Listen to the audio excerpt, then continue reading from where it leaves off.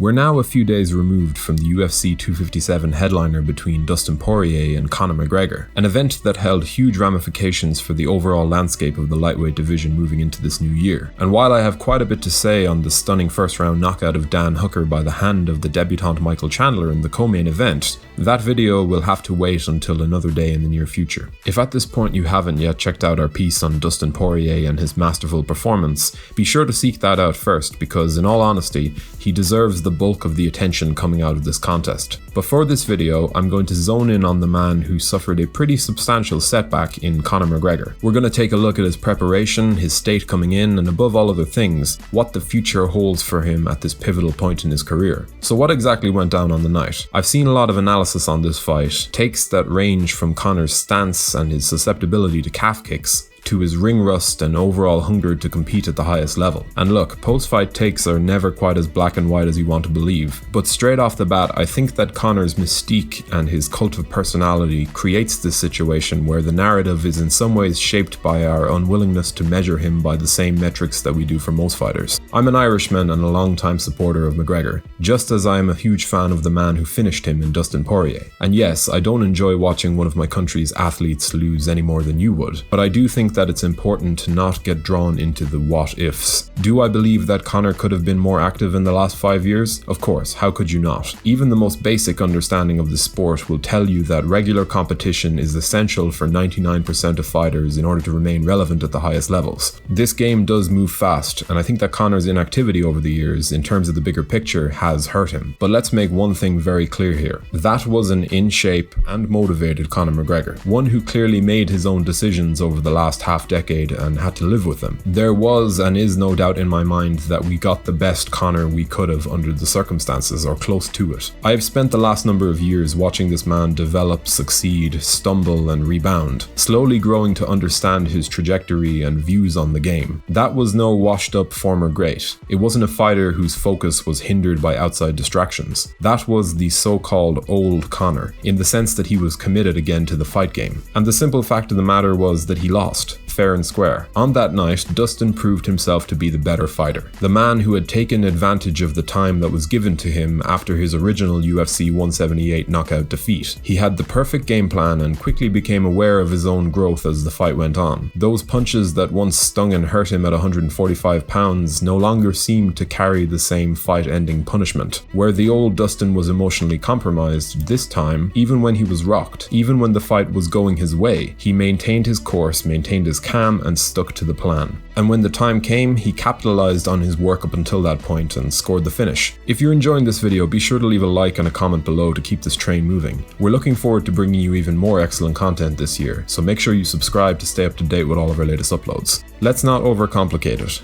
Indeed, Conor's low stance was a strange call, and you really cannot replicate the timing of a fight after just 3 bouts in 5 years. But let's be very clear here, this is by no means a devastating loss for Conor's future aspirations. Just like there's a weird and overstated view of the reasons behind a Conor McGregor defeat when he loses, I do believe that we use a different metric to bury him when considering his future. As I said before, I firmly believe that we were getting the very best possible Conor McGregor under the circumstances, or close enough to it. And as far as the future is concerned, I fully maintain that if he is in fact as committed as he says he is, we will see the former champion return this year in an attempt to build some momentum. Look, that Poirier loss was a bad one, there's no way around it. It suddenly became very apparent to everyone watching that either the game had indeed evolved past the type of style that McGregor was able to earn much of his success with, or his overall approach to the fight game has perhaps become too one-dimensional when compared to what is working for other fighters right now. Maybe it's a mix of both of these things, but if there's one thing I can say for certain, it's that Conor has work to do, a lot of work to do. Now, is he prepared to attempt a rebuild? Personally, everything I've heard from him prior to that fight would indicate that he is. I liked Conor's vibe coming into this matchup more than I've liked it since his days as a rising featherweight. This is not a dead end, but more so a situation that will force him to ask some very deep and difficult questions of himself. So if we're to assume that Conor's competitive fire is as strong as I believe it to be, I'd personally like to see him back in there as soon as possible.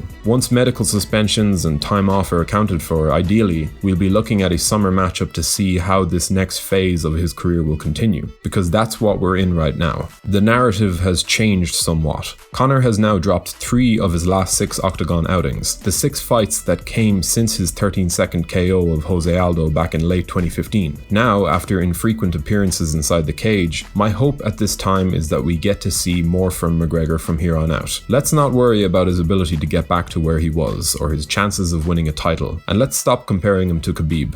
Right now, that's not the conversation that needs to happen. We've gotten more answers than we know what to do with as far as 2021 is concerned, and all I can say is that I'm very much looking forward to seeing Conor return for another matchup, whether that be against Nate Diaz, Tony Ferguson, whoever. For now, let's celebrate the sheer brilliance of Dustin Poirier, as he moves up to join Charles Oliveira at the very top of the division. It's an interesting time at 155 pounds, and as far as I'm concerned, things are only going to get better. But how do you think Conor's 2021 will play out for him? Who would you like to see him take on? Be sure to let us know in the comment section below. I'm sure we can summon up a pretty fiery debate. If you enjoyed this video, be sure to leave a like before subscribing to the channel in order to stay up to date with all of our latest uploads. And as always, thank you for watching.